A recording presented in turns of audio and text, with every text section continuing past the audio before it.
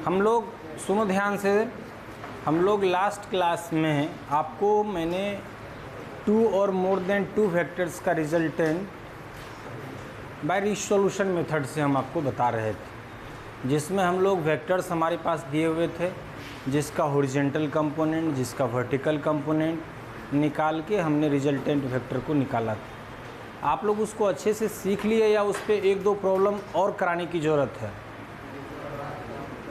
आप लोग जो कहेंगे उसके अकॉर्डिंग आगे का हम शेड्यूल करेंगे। 1-2 और करा दें तो चलो ध्यान देना है सब लोग। 2 प्रॉब्लम और कराते हैं और वो फाइनल टच वाला प्रॉब्लम होना चाहिए, समझ गए? उसके बाद हम लोगों को आगे बढ़ना है, सब्सट्रैक्शन ऑफ वेक्टर स्टार्ट करना है, ठीक ना? तो चलो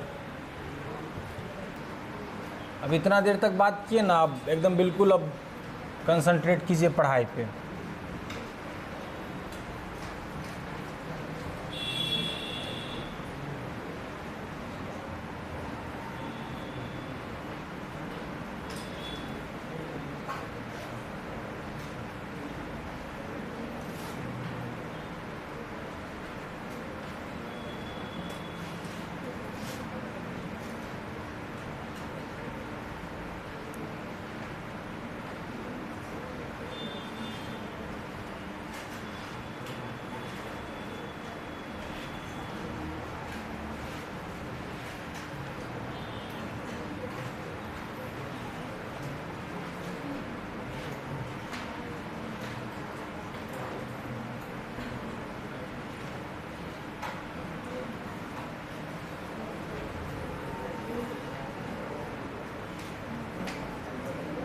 चलो ध्यान दो, आपको क्वेश्चंस में अब ये दिया हुआ है, ध्यान दो सब लोग। क्वेश्चंस में अब आपको ये दे दिया कि मान लीजिए किसी बॉडी पे 3 फोर्स लग रहे हैं, किसी बॉडी पे 3 फोर्स लग रहे हैं, F1, F2 और F3, अलग अलग 3 फोर्सेज लग रहे हैं। तीनों फोर्स का जो एक्टिंग है ओरिजिन पे, वहाँ पे आपको एंगल भी मेंशन है, दिया हुआ है। आपको यहाँ पे निकालना है इसका रिजल्टेंट, तीनों का रिजल्टेंट क्या होगा और उसका डायरेक्शन क्या होगा, ठीक है? प्यारे बच्चों यहाँ ध्यान देना है कि मेरा यहाँ 60 डिग्री, ये आपका 150 डिग्री और यहाँ से यहाँ ये आपका 330 डिग्री एंगल आपको दिया हुआ है। आप इस पूरे को भी लेके सॉल्व कर सकते हो, लेकिन आपके लिए सहूलियत और आसानी क्या रहेगा वो देखिए। हर जगह पे आपको एक नियर वाला एक आपको बाउंड्री एक्सिस दिया हुआ है, ये तो है ही, लेकिन यहाँ आपका ये एंगल है, इसके लिए ये रेफरेंस या ये रेफरेंस ले सकते हैं, इसके लिए आप ये रेफरेंस ले लो या ये रेफरेंस ले लो, ठीक है ना? अगर आप इस पूरे कंप्लीट पर करेंगे तो थोड़ा सा कन्फ्यूजन होगा। हम कंप्लीट पे भी करना सिखाएंगे अंतिम में, जब मिसलेनियस क्वेश्चन चलाएंगे तब। कुछ नहीं करना है, अगर इस टाइप का क्वेश्चंस दिया हुआ है तो हम लोग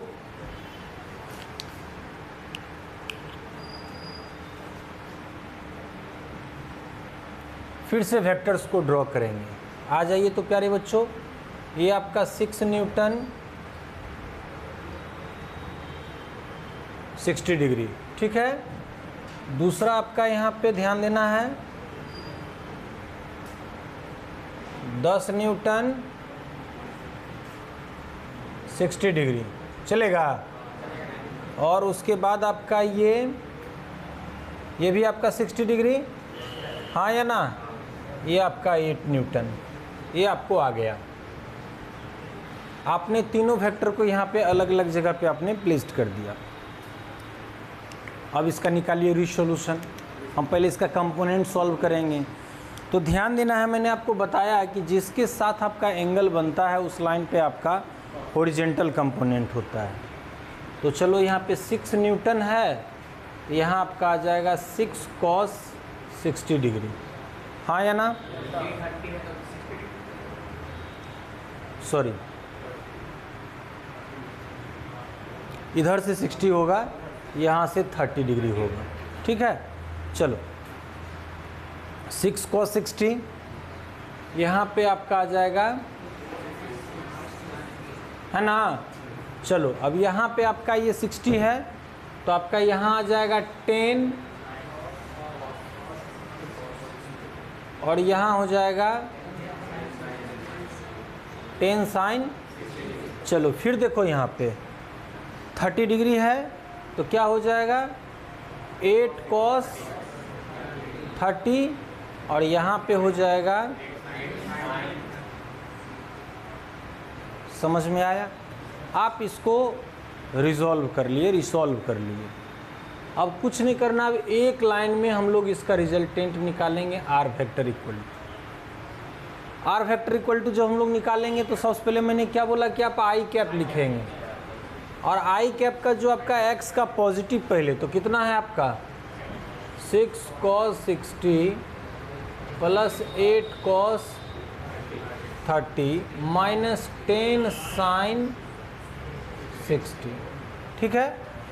फिर प्लस जे कैप, ठीक है, और जे कैप में आपका चलिए 10 cos 60 6 साइन 60 और माइनस 8 साइन 30। अब यहाँ के बाद आपको डिग्री का वैल्यू पुट करना है और रिजल्टेंट का डायरेक्शन निकालना है, तो उसका मॉडुलस निकालेंगे। मॉडुलस निकालना तो हमने सिखा ही दिया है। तो चलो अब यहाँ देखो R vector equal to I cap cos 60 का वैल्यू 1/2 8 इंटू 3/2 साइन 60 का वैल्यू भी आपका 3/2 प्लस जे कैप 10 इंटू cos 60 का वैल्यू 1/2 साइन 60 का वैल्यू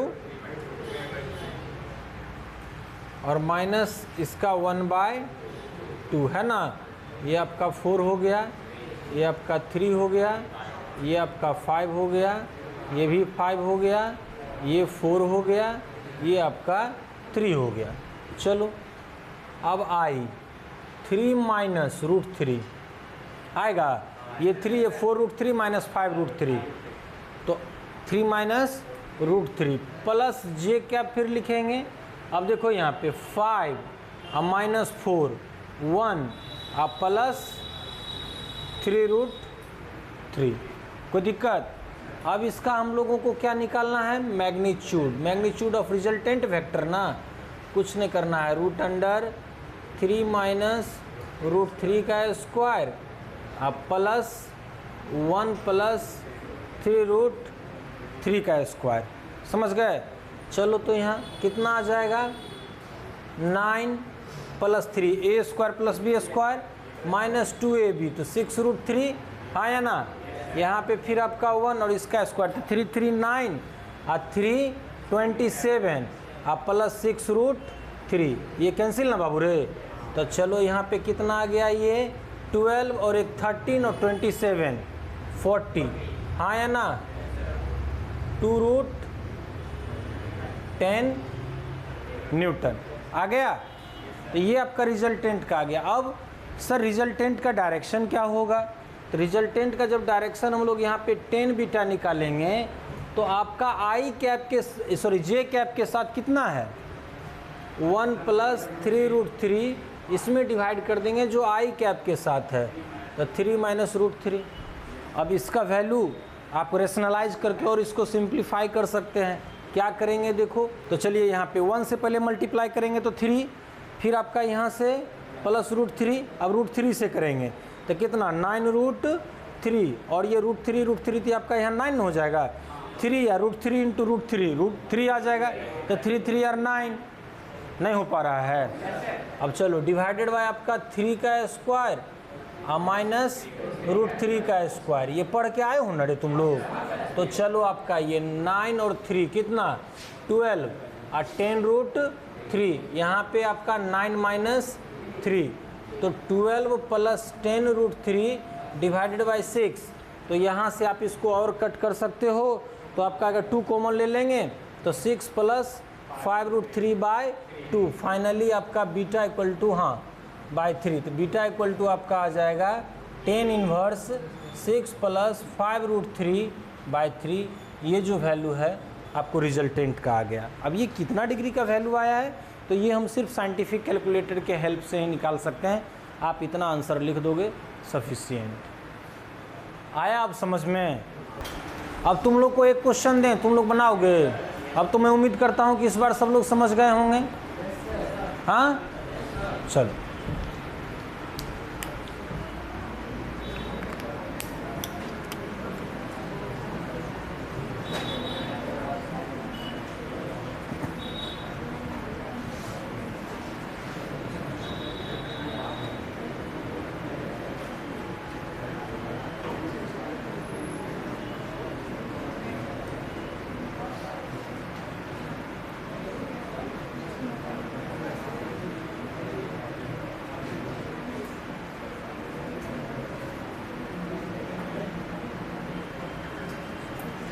चलो प्यारे बच्चों, find the resultant of the given vector.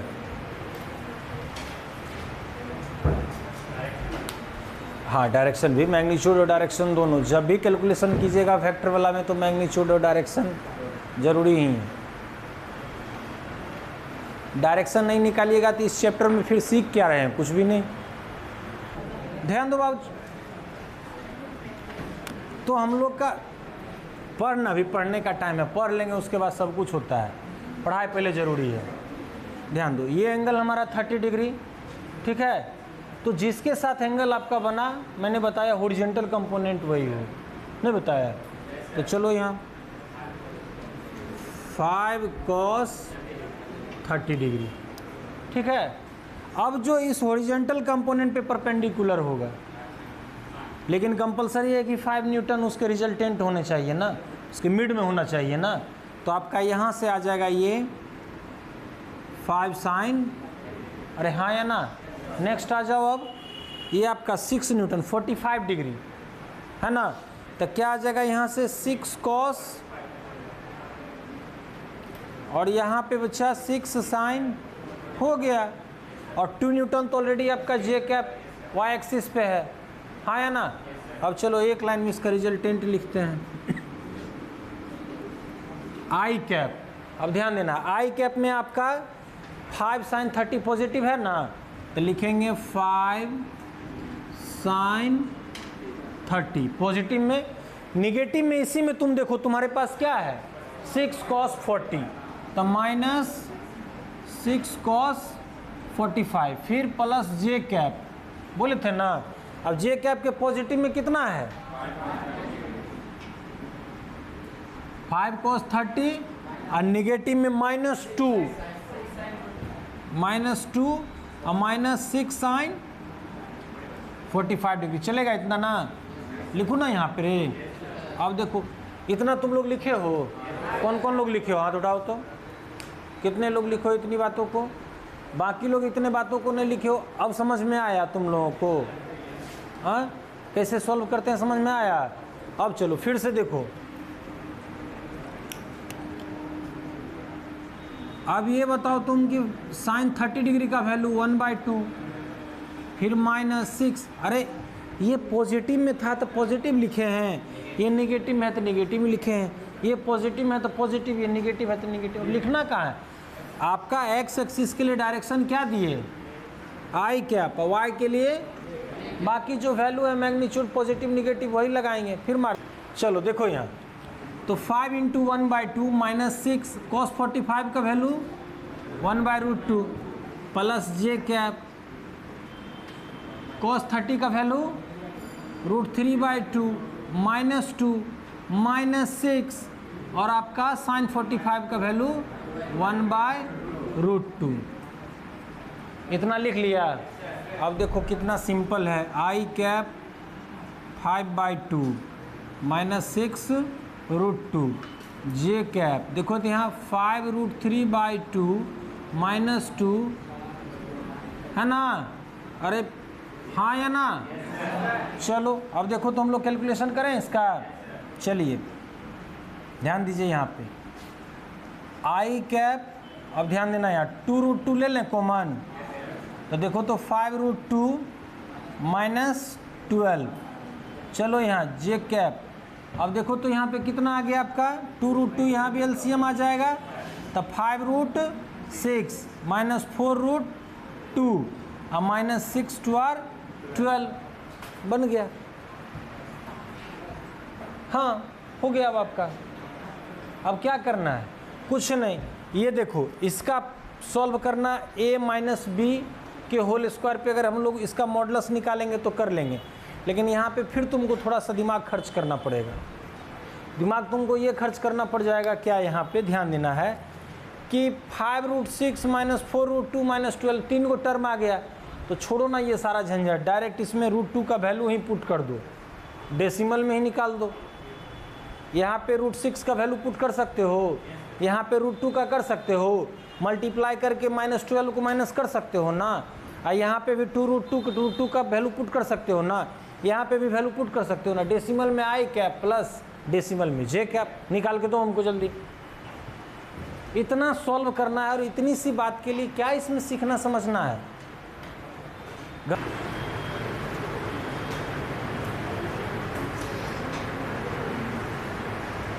बन गया।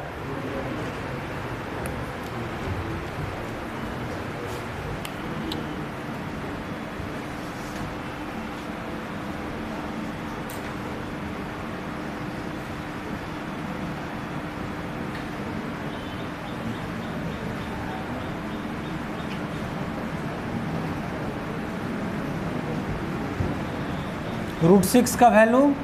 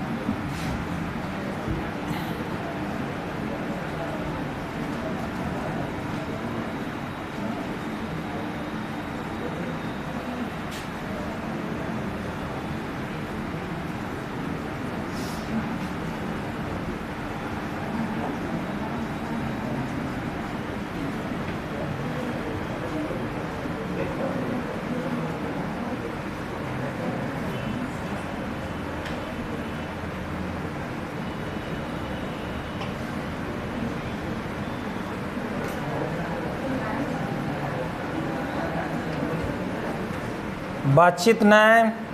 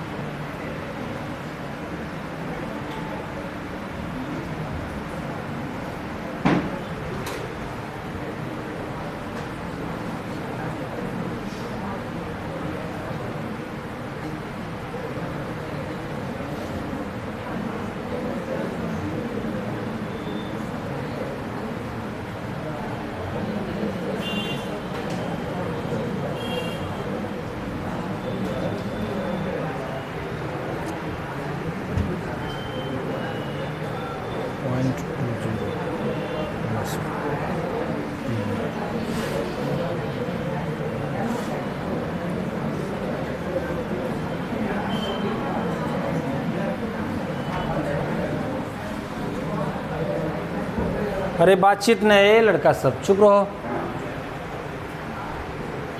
बात काहे करना शुरू करिए। अब इसको डिवाइड कर तो है, किसी के पास स्मार्टफोन तो होगा ही, बताओ आंसर हमको करके। ये 4.930 में 2.828 को डिवाइड करो, कोई 1.74 आई कैप माइनस, अब ये बता 5.456 में 2.828 से दे तो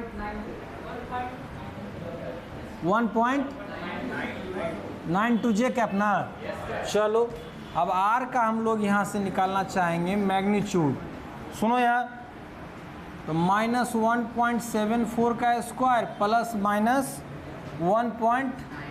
चलो तो इसका करो, तो अब इसका वैल्यू बताओ तो, इसका स्क्वायर में इसका स्क्वायर को ऐड करो तो बताओ तो 6 पॉइंट, दोनों को ऐड किया है तब 6 पॉइंट, हाँ इसका स्क्वायर रूट बताओ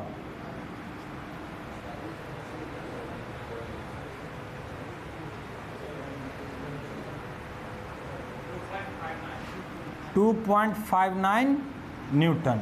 डायरेक्शन निकालोगे 10 बीटा इक्वल टू, तो क्या बताए हैं जे के साथ कितना है -1.92, अरे नहीं है, और यहाँ पे -1.74। चल इसको डिवाइड कर तो कितना आएगा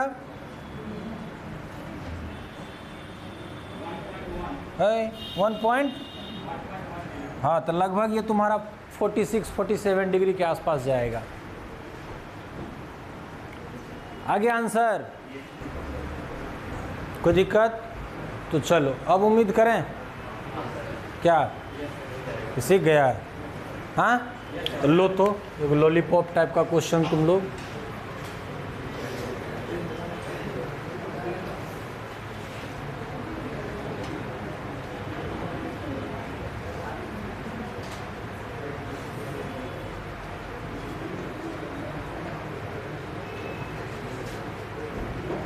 निकालो तो इसका रिजल्टेंट का मैग्नीट्यूड और डायरेक्शन।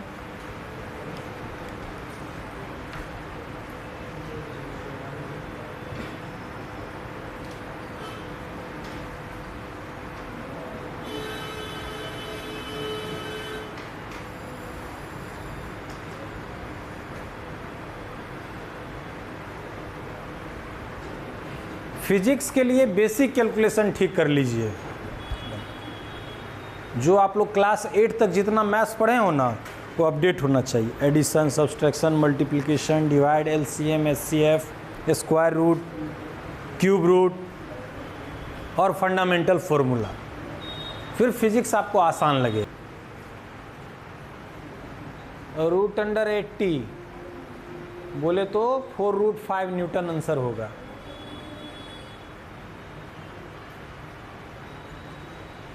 पहले कंपोनेंट सॉल्व करो जो बताए हैं वो हम।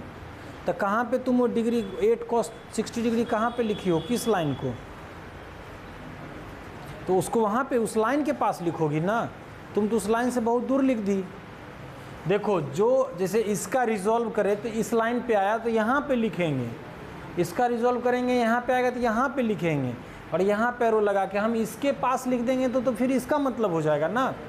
चलो कितना आया?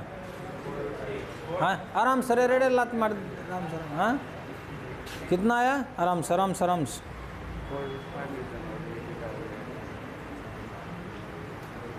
4√5 न्यूटन आया तो हम भी कह रहे हैं सही है। सीख गया? चलो आराम से जाओ। अरे ध्यान दो सब लोग, ऐसे भी देखना दोनों वेक्टर के बीच में कितना डिग्री का एंगल है। तो क्या बोले हैं जब 90 रहेगा तो? स्पेशल केस पढ़ाए थे? नहीं पढ़ाए थे? तो चलो कितना आ गया? 8 का स्क्वायर और प्लस 4 का स्क्वायर।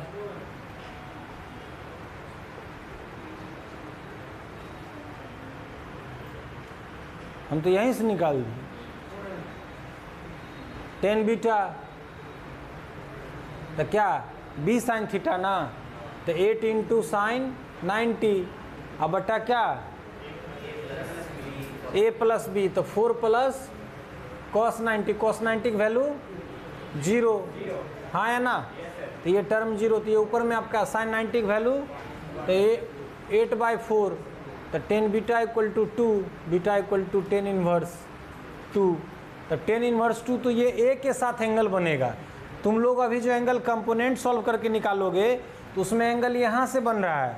ये जो एंगल बीटा निकाले हैं वो यहाँ से आपका √2 होगा। कौन वाला? वो भी वही है, वो आंसर देगा, ये भी वही आंसर देगा। तुम यहाँ से कहोगे 75 और हम यहाँ से कहेंगे ऑलरेडी ये 30 ना है, तो हम यहाँ से कहेंगे 15। अगर ये 30 है तो ये कितना है? 60 है रे। तो तुम यहाँ से बोलोगे 75 अब मैं यहाँ से बोलूँगा 15, तो अंतर क्या है? तो फिर अब इसका जो वैल्यू होगा 10 इनवर्स 2, तो 10 इनवर्स 2 आपका तो 10√3 यानी 90 और 60 के बीच का आएगा। 60 और 90 की। अब देखो यहाँ पे कैसे सॉल्व करते हैं, ध्यान दो सब लोग, जो लोग नहीं सीखो एकदम बोर्ड पे ध्यान दो। अब इसको हम लोग को कंपोनेंट पहले निकालना, वेक्टर्स कंपोनेंट।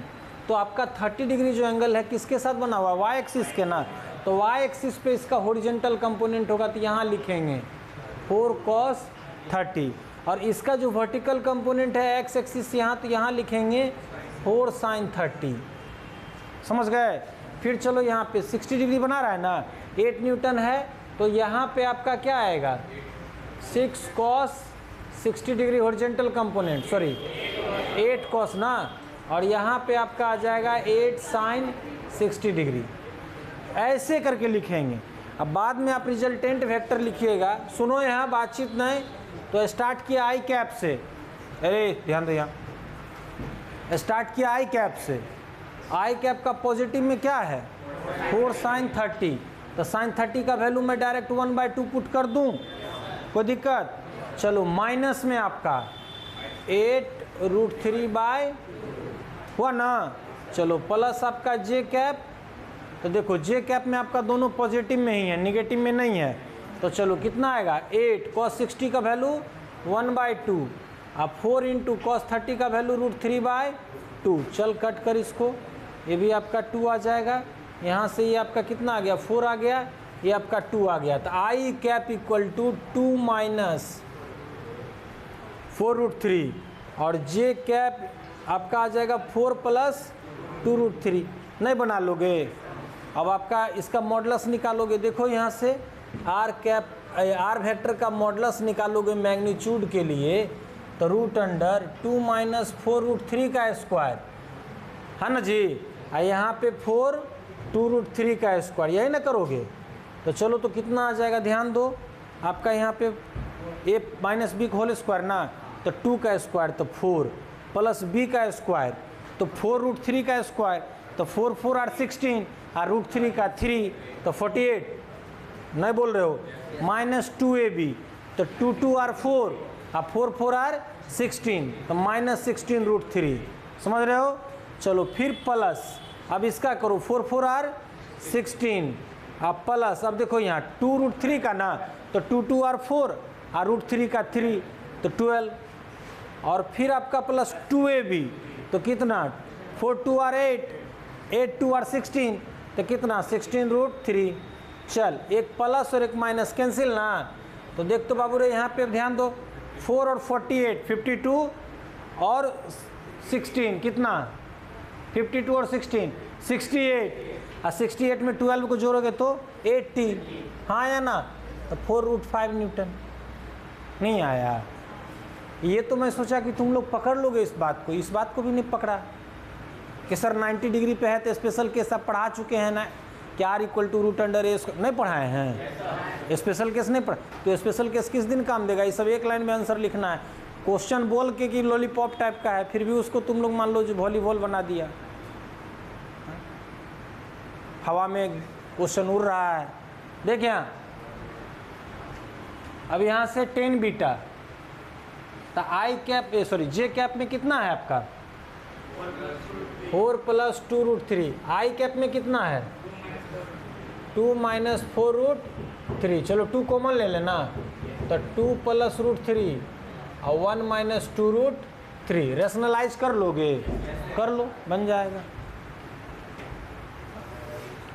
तो एकदम आसान क्वेश्चन है, कंसेप्ट भी आसान है, थोड़ा सीरियस से पढ़ना है ना, क्वेश्चन अपने आप बनेंगे।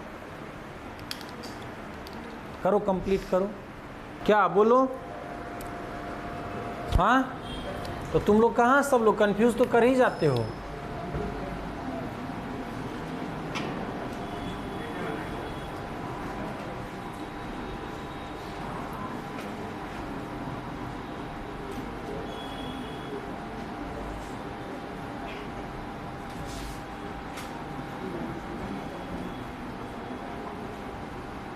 बनाओगे, find the resultant, find the magnitude and direction of the resultant vector, बनाओगे, नहीं बोल रहा है रे, हाँ 90 डिग्री एंगल पे कैसे बनेगा,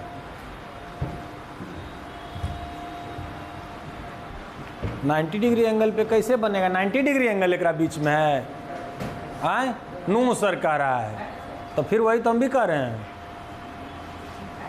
तो कॉन्फिडेंट कहाँ हो तुम? कैसे है? ये 60 है, ये 30 है, तो 90 तो खत्म हो गया, तो दोनों के बीच में 90 ही बचेगा ना, सिंपल। तो इसको भी हम लोग उस मेथड से बना सकते हैं, बाकी रिजॉल्व करके भी बना सकते हैं, हो जाएगा। तो बहुत सारे क्वेश्चंस बनाने हैं, तो मैं तो आपको बता दिया। अब आप लोग क्वेश्चन को बुक से निकाल के बनाइए।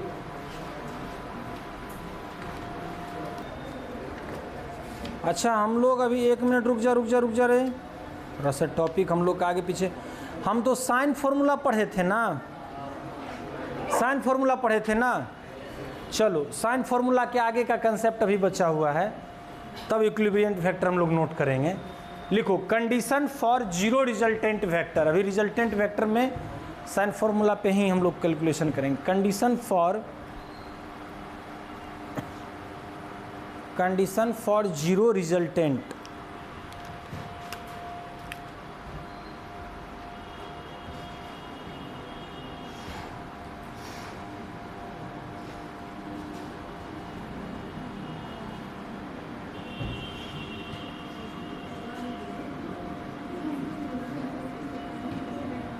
Condition for zero resultant vector, ठीक है। चलिए लिखो, इफ थ्री वेक्टर्स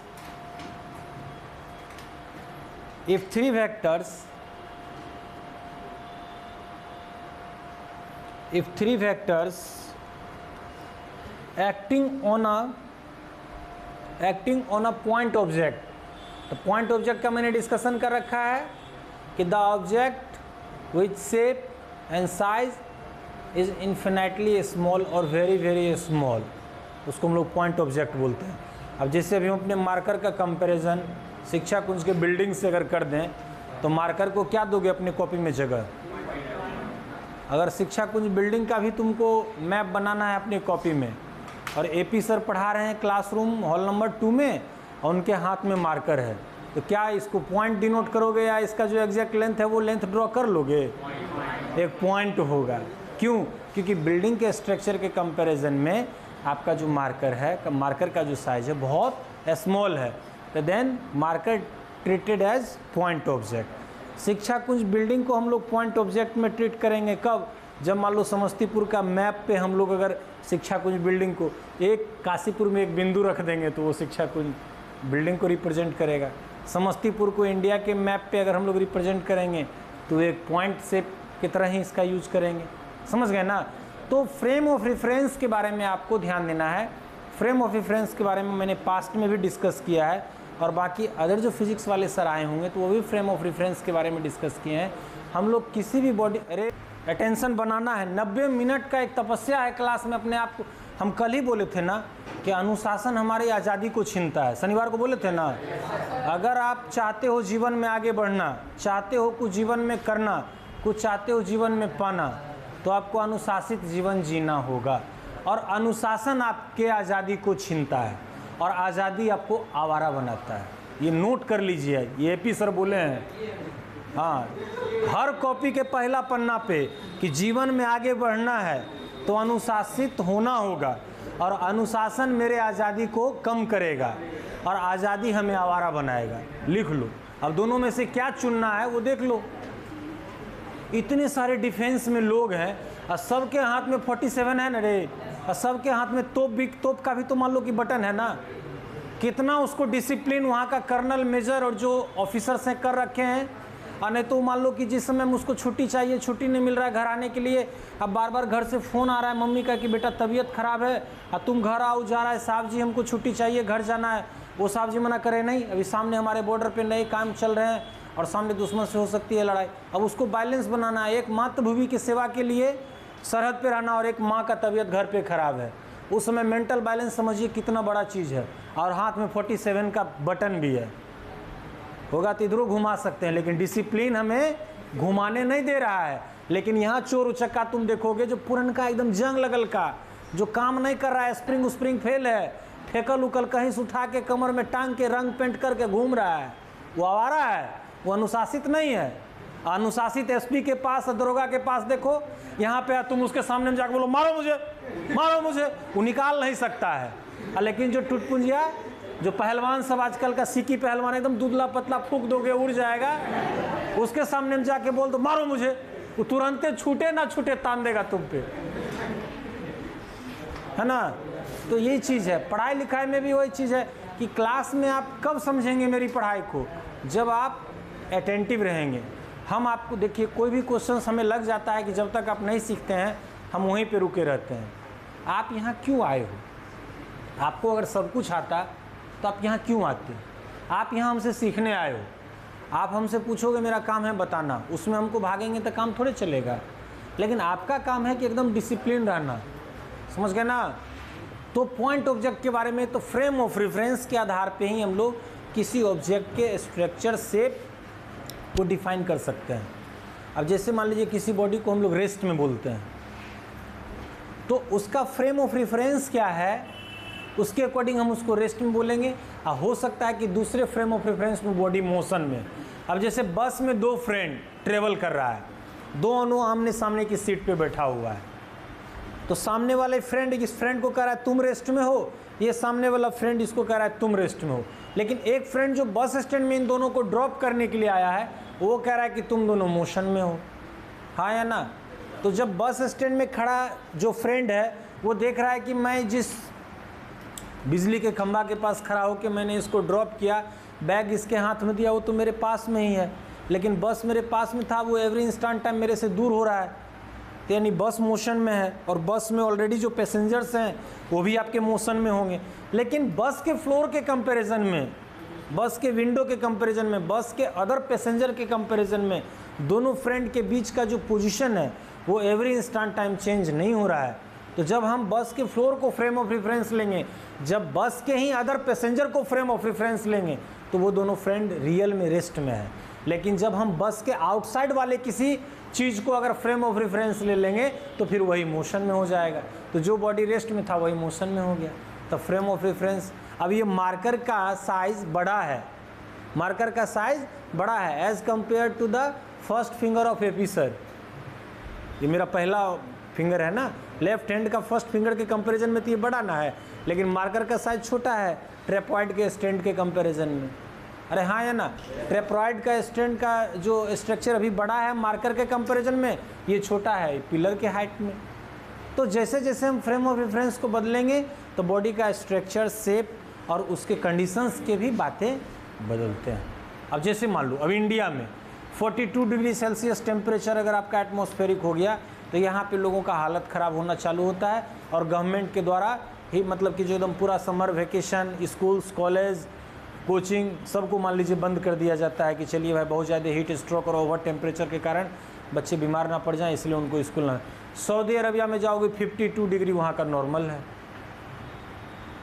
तो वहाँ का गवर्नमेंट 42 पे अगर घबरा जाएगा तो फिर 52 कौन झेलेगा। तो हर जगह का फ्रेम ऑफ रेफरेंस अपने यहाँ 4 डिग्री सेल्सियस, 6 डिग्री सेल्सियस हो जाता है तो स्कूल कॉलेज बंद हो जाते हैं, घर से लोग निकलना बंद कर देते हैं, कंबल पे कंबल, रूम हीटर लगाते हैं। कश्मीर में जनरली -16, -15 और -8 का आदत है वहाँ के लोगों का।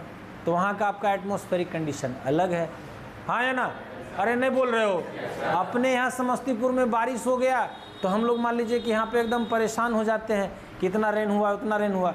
और आप जाओगे जब सिक्किम, शिलोंग ही जाओगे, है ना, चेरापूंजी जगह जो है वहाँ पे आपको हर दिन बारिश होता है, हर दिन बारिश होते हैं। तो हर जगह का कंडीशंस जो है वो अलग अलग है और ये टोटली फ्रेम ऑफ रेफरेंस पे आपका डिपेंड करता है, समझ गए।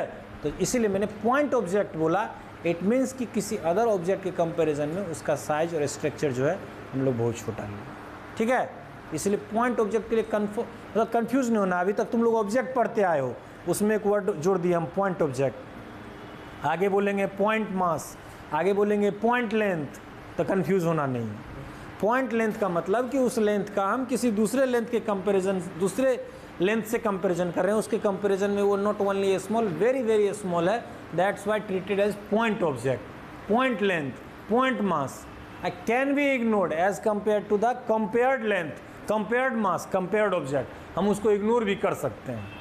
तो चलिए, इफ क्या लिखे थे, if three vectors acting on a point object at the same time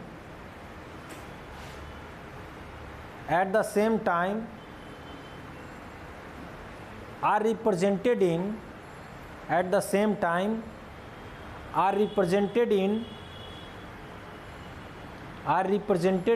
magnitude and direction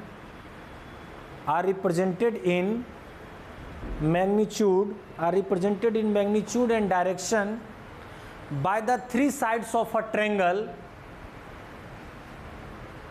represented in magnitude and direction by the three sides of a triangle taken in the same order, taken in the same order,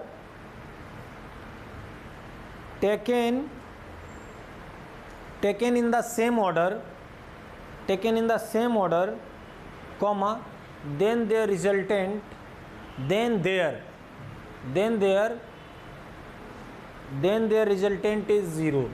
Then their resultant will be zero. Yeah, then the resultant is zero. Then their resultant is zero. Line छोड़ के full stop. Now the object is in equilibrium.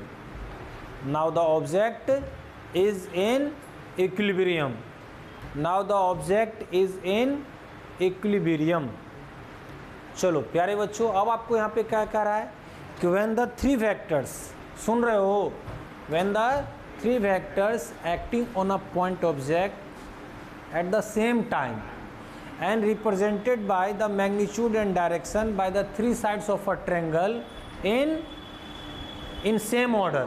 तो चलो same order, sir same order किसको कहते हैं?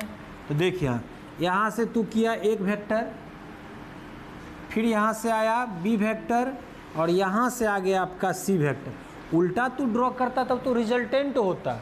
Same order का मतलब आपका ये हो गया। मान लीजिए कोई पॉइंट ऑब्जेक्ट है, यहाँ पे आप इस पे लगाए कितना, आपने लगाया 3 वेक्टर, ऐसे करके इस पे 3 वेक्टर लग रहे हैं ना। और जब तीनों वेक्टर को हम ड्रॉ करते हैं तो तीनों वेक्टर मेरा एक ट्रायंगल का फॉर्मेशन करता है और वो सेम ऑर्डर में। लेट दैट आपका ये ए वेक्टर है प्यारे बच्चों, ये आपका क्या है बी वेक्टर और ये आपका क्या है, ये ट्रायंगल बनाया ना। अब इसका नाम दे देते हैं ओ पी और क्यू। तो अभी जो ऑब्जेक्ट है आपका इक्विलिब्रियम में है। अब इक्विलिब्रियम का कंडीशन पढ़ाएंगे कि ऑब्जेक्ट अगर आपका रेस्ट में है तो ये तीनों वेक्टर लगने के बाद भी ऑब्जेक्ट आपका रेस्ट में ही होगा। ऑब्जेक्ट अगर आपका यूनिफॉर्म मोशन में है तो ये तीनों वेक्टर लगने के बाद भी यूनिफॉर्म मोशन में ही होगा। यानी बॉडी के किसी भी फिजिकल कंडीशन में कोई चेंजिंग आपका नहीं आएगा। तो ये कब होगा? इसमें से कोई आपका 2 वेक्टर का रिजल्टेंट एक तीसरा वेक्टर उसको कैंसिल आउट कर दे रहा है। कैंसिल आउट यानी इफेक्ट लेस कर दे रहा है। सर कैसे? तो देखो ना, अभी तुम ओ से पी तुम ड्रॉ किया ए वेक्टर और ए वेक्टर के हेड से बी वेक्टर का टेल गया।